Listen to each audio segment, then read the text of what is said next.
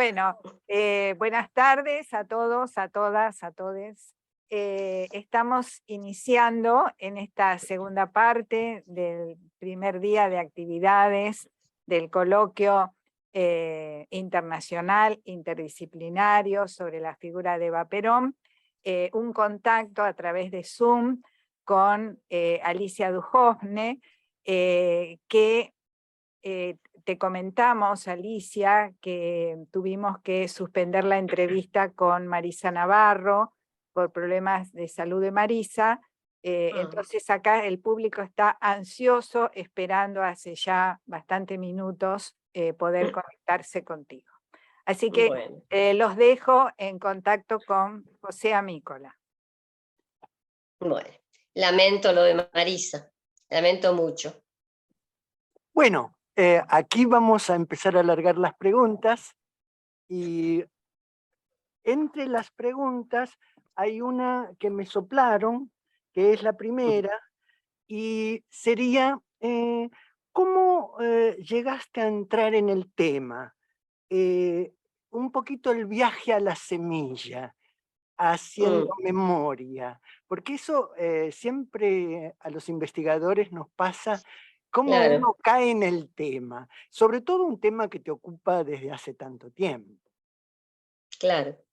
Bueno, acá hay un responsable que es Héctor Bianchotti, el escritor Ah, argentino de bien. París, que fue mi hada madrina en París, y que empezó a llamarme, éramos muy amigos, y me empezó a llamar más o menos todos los días, a hablarme de Evita, y yo me pregunté si se habría vuelto loco, porque, bueno, está muy bien que me hable Evita, fantástico, pero dado que yo no soy historiadora, y que tampoco pertenecía a una familia peronista, mis padres eran comunistas, bueno, yo no tenía mucha relación directa, creí no tenerla, en realidad tenía mucho más de la que pensaba, hasta que finalmente largó, y me preguntó si yo me animaría a escribir la biografía de Evita, y yo por supuesto tragué saliva durante varios días, porque era un compromiso enorme, y me daba cuenta también de que me estaba haciendo el regalo de mi vida, para una escritora argentina, proponerle escribir sobre la gran mujer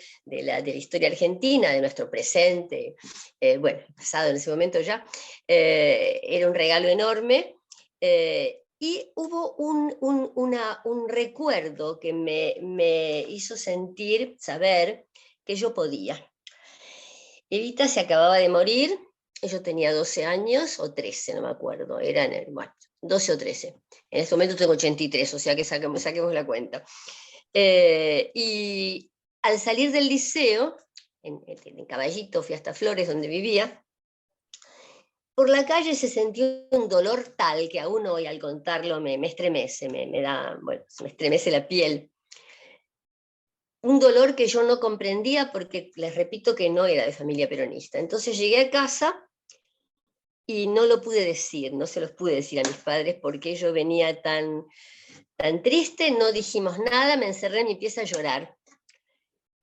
En forma totalmente espontánea y sin que yo hubiera tenido nunca ninguna relación con el tema del peronismo, de Evita, más bien si tenía alguna relación, era sobre todo de parte de mi madre negativa. Mi madre era escritora, Alicia Ortiz, mi padre, Carlos Duhovne, también miembro del Partido Comunista, había estado en la cárcel de Neuquén, cuando yo era chica lo fui a visitar, con todo el Comité Central del Partido Comunista Argentino, y en ese momento los comunistas se dividieron, y hubo parte de ellos que decidió apoyar a Perón. De alguna manera mi padre estuvo entre ellos, es decir, no tanto como Rodolfo Puigros, pero bastante, o sea que por ese lado la misión no era negativa, pero era política. Esto de lo que les estoy hablando no era político, es una chica de 12 o 13 años que siente el dolor en la calle, no lo entiende y al llegar a su casa se encierra en su pieza a llorar. A partir de ahí yo le dije a Bianchotti, si está bien, puedo escribir ese libro. Qué bueno. Esa fue la semilla. Lo que me llama la atención de este relato es que en este coloquio ha habido un montón de expositores y expositoras que dijeron la misma frase. En mi Ah, familia no éramos peronistas, lo que me pasa claro. a mí también. O sea Ujú. que hay como un vuelco en algún momento, como una relectura que se da, yo creo que en los 70, o Claro. digamos de las familias, aquellas familias antiperonistas empiezan a leer la historia de otra manera, Ujú, ujú. tal Sin la vez. menor duda, claro, claro, sin la menor duda.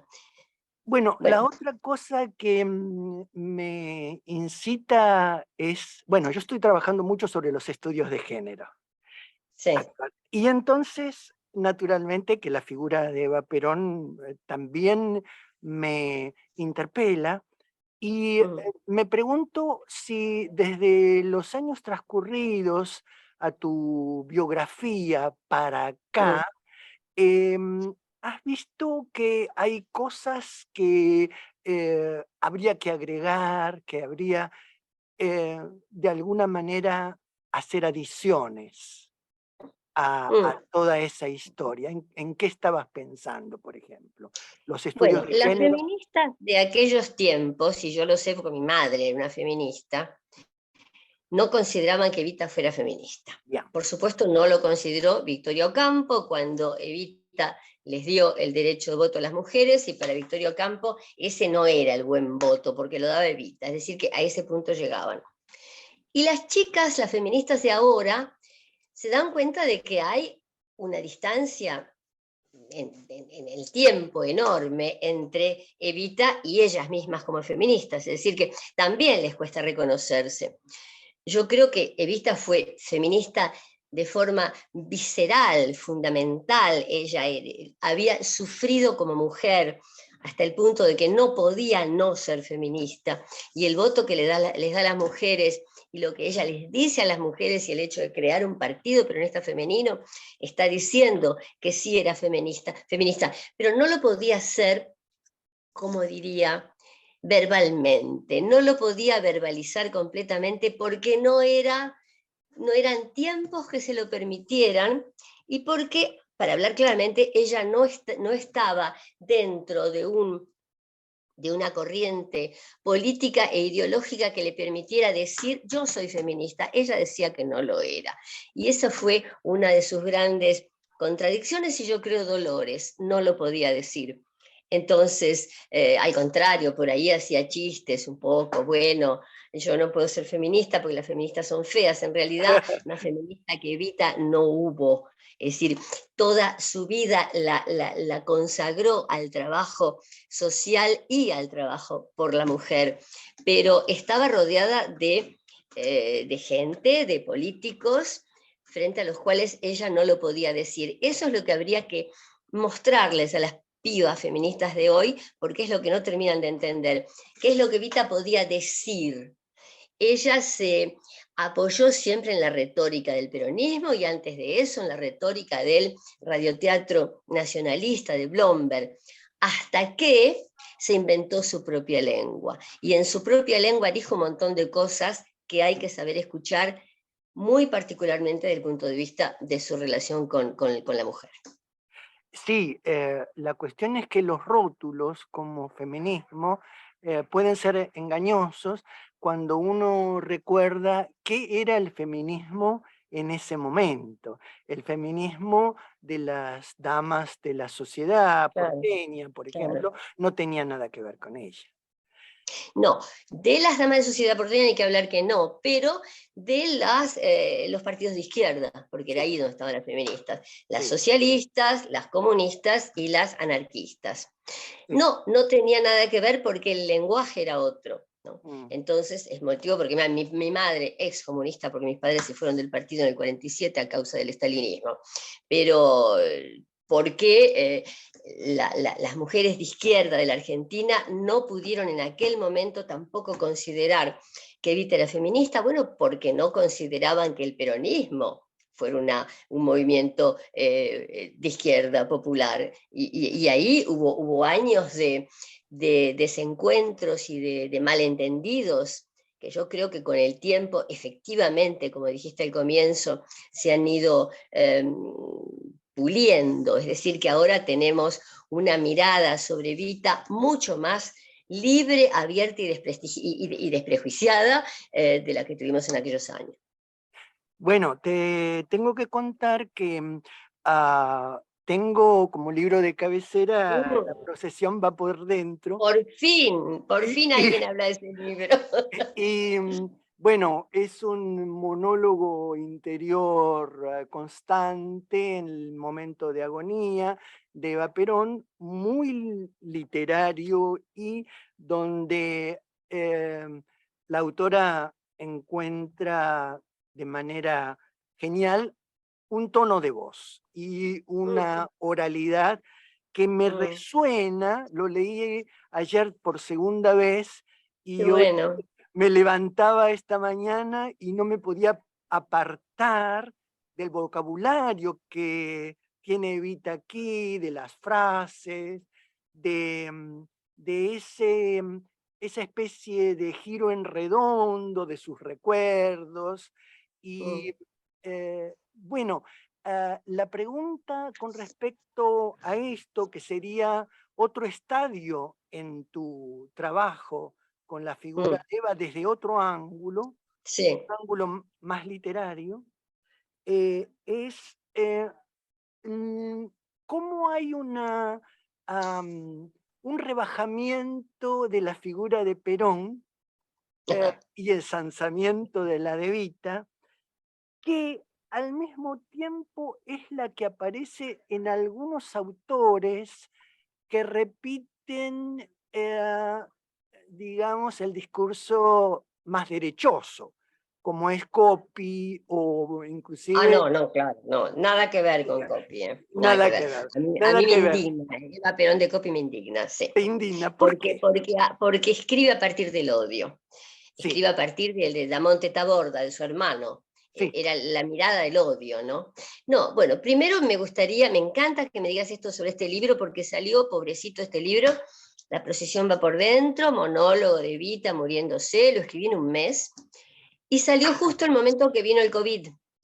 De manera que este libro pasó sin pena ni gloria, por lo cual te agradezco mucho que hables de él, porque todo el mundo me habla de mi biografía.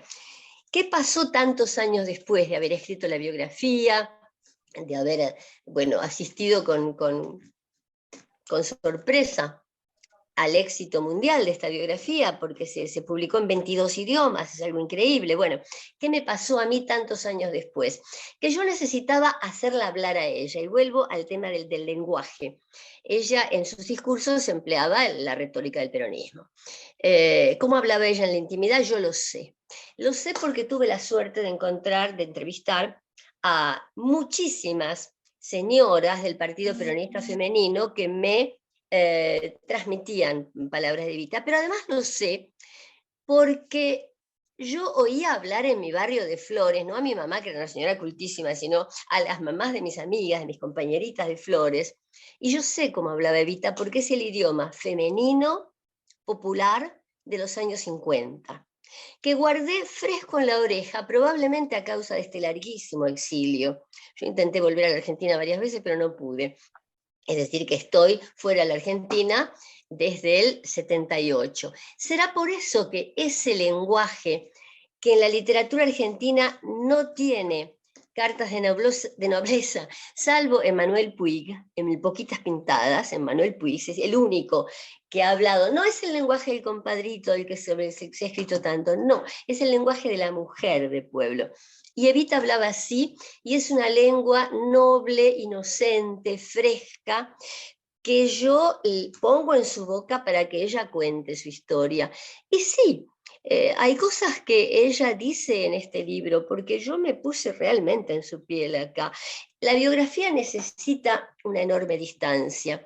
En mi biografía yo no podía permitirme decir Evita sintió o pensó tal cosa.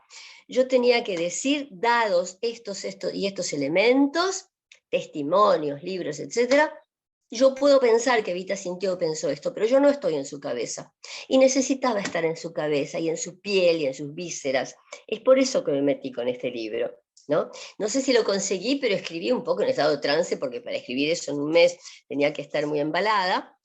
Y claro que hay cosas que ella dice ahí sobre Perón que yo las digo en la biografía, pero como no las digo desde adentro, en este libro suenan más fuertes, y hay un dolor de ella en relación con la forma en que Perón empezó dándole todo y poniéndola en el lugar en el que ella estuvo, pero como poco a poco hubo un alejamiento de parte de él y no de ella. Esto es lo que yo pienso, porque Evita empezó a brillar demasiado. Basta, Realmente, hasta a aquí brillar. llegamos. Basta, Basta hasta hasta aquí. que llegamos, claro, el momento en el que, y esto me lo contaron ex ministros de Cámpora, Righi, el bebé Righi, me lo contó él, no lo puedo decir, bueno, en el momento en el que el pueblo, 2 millones de personas en la 9 de julio, porque no entraban en la Plaza de Mayo, diciéndole, Evita, Evita, aceptá la vicepresidencia, y ella no podía aceptar porque Perón nunca le dijo ni sí ni no, porque él era un criollo cerrado, astuto, y no decía las cosas de frente. Entonces ella no sabía si ella podía decir que sí, porque él no se lo había dicho. Y en el momento en el que ella está por decir, bueno, hay un brazo que la tira para adentro, y ese brazo es el brazo de Perón que le dice, basta Evita, hasta aquí llegamos. Y efectivamente hasta aquí llegó, porque ella ya tenía su cáncer, estaba muy enferma. Cuando se dice que ella no pudo aceptar, que Perón no quiso que ella aceptara porque ella estaba con un cáncer terminal, está en momento terminal, es bastante cierto. Dicho lo cual, él nombra a vicepresidente en ese momento a Quijano, Quijano, que tenía un cáncer mucho más grave que el de Evita y que se murió antes de que él asumiera. Bueno, estas cosas yo las pongo en boca de Evita y todavía ahora me estremece decirlo, porque no hablemos tanto del feminismo de Evita como del cuerpo femenino sufriente, en el que yo me metí en esa novela sin la menor dificultad. Yo estaba dentro de ella y sufría con ella. ¿Me permitís que lea un parrafito? Claro, al contrario, gracias. Llego con la valija. No sería el paquetito de mamá cuando se fue con Duarte, pero por ahí andaba. 3 pilchitas y gracias. Linda herencia. La misiadura va pasando de madre a hija. El número del colectivo me lo había apuntado, pero con la batata que tenía, ¿quién se anima a preguntar? Por favor, señora, ¿dónde está la parada? A un hombre, ni loca, pero a una mujer tampoco, que todas parecían las del velorio de Chivilcoy, viejas chinchudas. Me miraban, no por linda, por la pinta de pajuerana, de mocosa que anda buscando algo que eso al hombre lo excita y a la mujer capaz que también. Total que me voy a patacón por cuadra hasta Congreso. La valija no pesa nada, pero yo siempre he sabido ser debilucha. ¿Será que la enfermedad ya la tenía? Y entonces las malas lenguas la pifian con lo del cáncer provocado por meterse con hombres. La verdad que eso me trabaja, no paro de pensar. Y bueno, a veces preguntándole a una con más cara de buena y otras a punta de olfato como un vaquiano de mis pagos, alzo la mirada y la veo. Ahí está. Es la pensión de un amigo de doña Juana. Los juninenses cuando viajan a Capital se juntan ahí. ¿Y tu mamá no tenía miedo? Es que Juancito hacía el servicio militar en Buenos Aires y ella convencida que me iba a hacer de padre, el tarambana ese. De ilusión también se vive. Si nunca le dio el cuero para cuidarse él, me iba a cuidar a mí, pobre vieja. Aparte se pensaba que los juninenses me iban a dar una mano viéndome tan solita. ¿Qué les pareció? Qué bien lees, Es qué bien una, lees. Pero es hagamos una una obra de teatro, vos preciosura. lo lees, qué bien lees, Bueno, qué bien. Porque es el... váyase. Desgraciadamente tenemos que ir cerrando y aprovechar el tiempo. No quieren, acá el público no quiere. Bueno, Sí. bueno, mejor. Y contame si se ve cuánto tiempo te queda de la tarjeta. No, no, ya está bien. Mi nieta me compró una tarjeta más larga, podemos charlar, podemos charlar. Acá te quieren más tiempo. Ay, gracias, gracias. Bueno, la otra pregunta entonces que tenían preparada, porque surgió de este coloquio que está funcionando tan lindamente. Qué bueno. Y hubo una expositora que es Carolina Barri, no sé si la conoces, De que nombre. tuvo una introducción muy, muy importante a mi juicio, y ella y en otras exposiciones saltó una cosa que se viene trabajando más ahora, que es la importancia del Partido Peronista Femenino. Mm. Y vos le ponés en boca de Evita en La procesión va por dentro, no, el partido femenino es nada más que una rama, como si ella lo achicara dentro de su evocación, ¿no?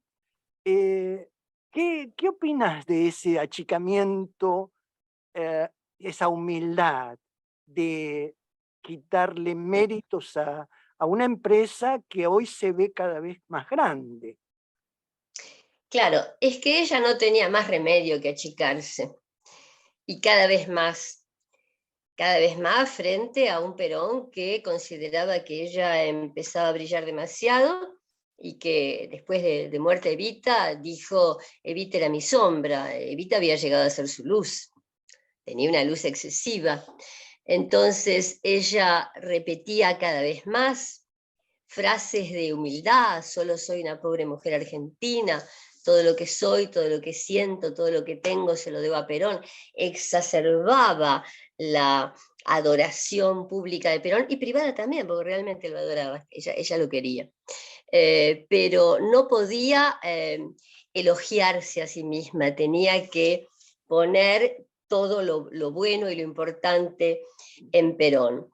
Ese partido peronista femenino tenía un sentido político, porque ella era un animal político impresionante. En los años 50, todos los ministros, salvo los ministros militares, por supuesto, respondían a Evita.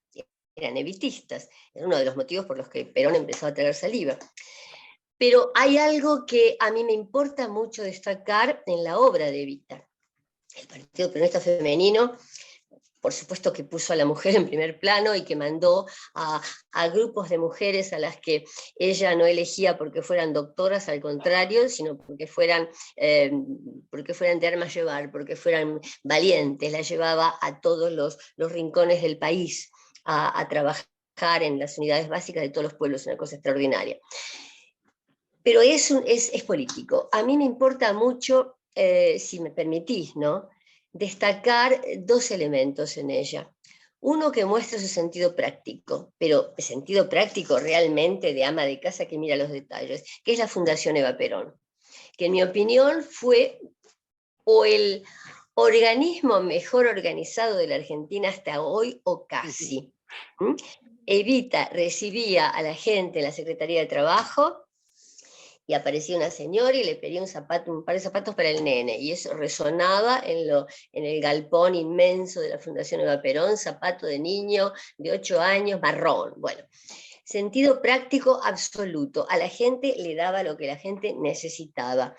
La fundación estaba tan bien organizada y era tan extraordinariamente honesta, que cuando yo entrevisté a la señora, creo que era Eguren, estoy un poco con Alzheimer, Eguren me parece, que era la directora de la comisión liquidadora de la Fundación Eva Perón, que me dijo, miramos con lupa las cuentas de la Fundación Eva Perón, no encontramos un peso robado, y, agregó esta señora, a mí me gustaría poder decir lo mismo de la gente de la comisión liquidadora que yo dirijo. Eso es una cosa, su sentido práctico extraordinario. Y lo otro es el sueño y su papel de instigadora del deseo. Cuando ella le decía a los pobres, ustedes tienen el deber de pedir, quería decir, ustedes tienen el deber de desear. Cuando ella decía la frase más extraordinaria que se ha pronunciado en política, y no solo en Argentina, el pobre, más que ser pobre, está triste. Entonces, ella trataba de sacudir la tristeza haciendo desear, y para eso les daba a las nenas, cosa que la oposición criticó siempre tanto. ¿Para qué les da vestiditos de princesa a las nenas? ¿No basta con ropa práctica? No, no basta. Y ella lo sabía, porque si ella salió adelante y no siguió el destino correcto, pero chato, con el que soñaba su madre para ella, y que sus hermanas llevaron adelante, ella quería otra cosa, fue gracias al sueño, gracias a las revistas para mujeres, gracias al cine, gracias al teatro, y eso les quiso dar, ¿no? Entonces, muñecas maravillosas, vestiditos maravillosos, a las chicas que venían al hogar de la empleada, que se alojaban ahí, que venían a trabajar a Buenos Aires, y Evita sabía lo que era eso porque llegó sin un mango a Buenos Aires, a pensiones baratas con otras chicas como esas. No les daba solamente lo que se necesita para vivir, les daba porcelanas de Sèvres, les daba cortinados brillantes o de cretona floreada, que eran horribles pero que se usaban. Les daba lujo, les daba sueño. Y esos dos elementos, por una parte el sentido práctico y por otra la capacidad de hacer soñar, me parece que con esos dos elementos la estamos definiendo. Muy bien, completamente de acuerdo en lo que decís. Otra pregunta que se me había ocurrido y que surgió mucho en este coloquio es la construcción por parte de Eva de un poder femenino. Es decir, nunca se había expresado de esa manera y creo que coincidirías, ¿no? Claro, un poder femenino popular, porque repito, cuando venían las doctoras, como ella decía, ¿no? Ella, pues yo hablé con todas estas señoras del Partido Peronista Femenino, que entre paréntesis les debo mucho porque hablaban a calzón quitado, ¿no? Como yo era medio extranjera para ellas, yo venía de Francia, y además eran viejas y charlatanas, es decir, que se abrieron mucho, me contaron muchas cosas de la vida de pareja, de cómo era Evita en la intimidad, de cómo sufría Evita. Bueno, entonces ella decía, no, Evita no quería doctoras, pero no porque tuviera nada contra la inteligencia, sino porque se daba cuenta de que a ese partido peronista femenino, si se acercaban las doctoras, era para conseguir poder. Era lo que ella no quería. Quería que se acercaran mujeres convencidas a muerte de lo que estaban haciendo. Entonces buscaba a la panadera del barrio, buscaba a la obrera, buscaba a las mujeres del pueblo, sí, la fanatizaba, por supuesto, pero en ese caso en el mejor sentido posible, porque estas mujeres que salían de una vida chata y sin horizontes, de pronto se veían no con poder, sino con una responsabilidad enorme, responsabilidad política, social, femenina, y las mandaba a todos los puntos del país, de norte a sur, a luchar, y ellas tenían que, cuando llegaban a una casa, sacaban al marido, las reuniones eran en la cocina, entonces el marido era de la cocina, porque Evita les decía, en política el peor enemigo de la mujer es el hombre, o sea que el marido fuera, las reuniones las hacen ustedes. Bueno, no era un mal comienzo como feminista. Muy bien, muy bien. Bueno, ¿qué te parece si abrimos un poquito el diálogo con el público que acá está muy ansioso? Bien, ¿Sí? bien. ¿Te parece bien? Sí. Larguen alguna preguntita. Tuve siempre un contacto vía mail y quiero agradecerte, Alicia, la paciencia que nos tuviste, los cambios de horario. Cecilia. Sí, Yo soy hola. Cecilia, hola. Solamente eso, saludarte, agradecerte y decirte que No, gracias a vos. he Al leído contrario. y que admiro también, y que me encanta Gracias. el diálogo que estás teniendo con José. Me Pregunta. encanta estar acá, gracias. Susana Rosano. Adelante.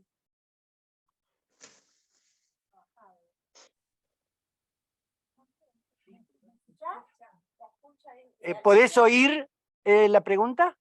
A ver, que la haga, a ver.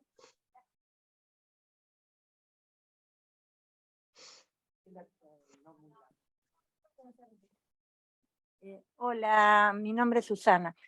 Hola, Susana. ¿Sabés qué? Me quedé pensando con lo que dijiste de Copy, de la obra de Copy. Mm, Yo he trabajado a Eva y te he leído tu biografía y me parece mm, excelente. Y yo tengo otra lectura, vos sabés, del texto de ujú, Copy. A ujú. pesar de que él usa el intertexto, por supuesto, del antiperonismo, las narraciones, los relatos antiperonistas, a mí me parece que el producto final de la obra de Copy es, digamos, maravilloso, es decir, saca un personaje con una potencia desde Sí, la ficción, por supuesto, ¿no? Entonces, claro. ese comentario quería hacer. No, desde un punto de vista teatral es extraordinario. Es decir, Coppi era que tenía un enorme talento teatral. Yo no estoy hablando de la obra como un producto teatral que sí es perfecto, sino que estoy hablando de lo que era la atmósfera del odio a Evita, pero de un odio visceral, así como había amor visceral, había odio visceral. Y yo eso lo conocí, lo viví en mi época, a mi edad lo he vivido, ¿no? E inclusive había momentos en los que la mirada del odio me servía para mi biografía, parece increíble, porque el amor exalta y entonces no se fija en detalles. Cuando Damonte Tabor, del hermano de Coppi, decía que Evita, mostraba que Evita tenía un dedo larguísimo y un pulgar corto, y eso es la mirada del odio. A mí no se me hubiera ocurrido nunca mirar el largo, el pulgar de Evita. Bueno, eso está y está en el final de Eva Perón, que yo personalmente, a pesar de que no soy peronista, no soy evitista, no soy un montón de cosas, pero la amo igual, no pude terminar de aceptarlo, a pesar de que considero que es una gran obra teatral. ¿Alguna otra pregunta? Gracias, Susana. No, de nada. Hay que acercarse para... Sí. La otra cosa que queda pendiente es si habría algo que quisieras decir que sale de las preguntas, que se escapa de mis preguntas y que no apareció en este rato, tenés la oportunidad de suplir alguna carencia. Bueno, claro, tiene que ver con, porque yo me metí a contestar, a decir algo, por si no me lo preguntabas, que Dale. tiene que ver con la incitación del deseo. Cuando Evita, eso lo han criticado tanto siempre la oposición, cuando Evita mostraba sus joyas, o cuando se mostraba en las fiestas en el Colón, con los trajes de Dior, bueno, y eso tenía que ver con la necesidad que ella sintió siempre de mostrarle a las mujeres pobres que eso era posible. Ella sabía que al día siguiente la foto iba a salir en el diario y que las mujeres iban a recortar esa foto y le iban a aprender a pegar con 4 chinches en la parte de adentro del ropero. No porque fueran idiotas y pensaran que todas iban a tener vestidos de Dior, pero lo que ella quería decirles siempre es, esto es posible, no se queden hundidas, encerradas en la imagen de una pobreza sin salida, esto es posible. Y además era una mujer de teatro, era una mujer que conocía los misterios de la puesta en escena. Hay una escena muy graciosa cuando ella llega a Madrid, y entonces ella va a ver a los obreros franquistas con sus joyas. Y Franco le dice, pero no, señora, usted no puede ir así, vestida así, a ver a los obreros. Y ella dijo, no, yo esto lo tengo muy hablado con Perón. Perón sabe, yo como actriz lo sé, y le puedo asegurar que lo hemos hablado mucho, y él está de acuerdo conmigo en que yo tengo que aparecer linda, de modo que a la gente le guste verme así y piense que es posible, que eso es posible. Y entonces ella dice, si quiere llámelo. Entonces Perón, Franco llama por teléfono a Perón, en aquellos años hablar por teléfono, uno se imagina la escena de 2 señores ya no jóvenes, canosos, gorditos, hablando de las joyas de una mujer, pero así fue. Y entonces Perón le dijo, estamos completamente de acuerdo Evita y yo creo que ella tiene razón como actriz que es, conoce lo que es la puesta en escena, conoce lo que es, bueno, eso, lo de incitar al deseo, incitar, mostrar que las cosas hermosas existen, y entonces, mire, mándela tranquilamente a ver a sus obreros con las joyas, porque se lo digo yo, dijo Perón. Bueno, con eso de las joyas terminamos. Te agradecemos mucho la participación y creo que el público está ansioso de darte un aplauso. Ay, bueno, gracias, gracias. Muy amables, muy, muy amables.